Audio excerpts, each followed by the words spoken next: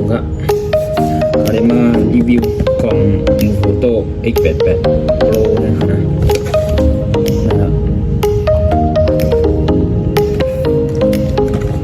กล่องเล็กๆเองนะชื่อกล่องชื่อว่ามินิ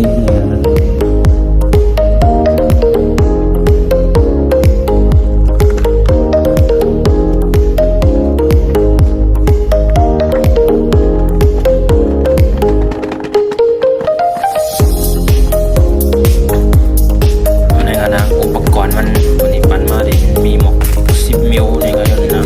ทั้งอันติดก็นอกขโมยใส่เอาที่นี่กันนะแล้วก็เตมียนกันนำนี่ก็นอนไถเนื้อนำได้ของมันเครื่องมันก็ไว้โอเคนะอันนั้นยังเป็นกันนำนะลูกไข่ไถเนื้อนำนะเนี่ยไข่ไถเนื้อนำ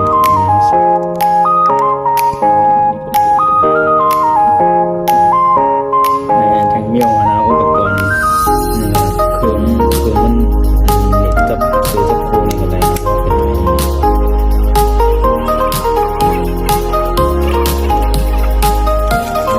สายโค้ดเดียวในบ่อติดเนี่ยนะ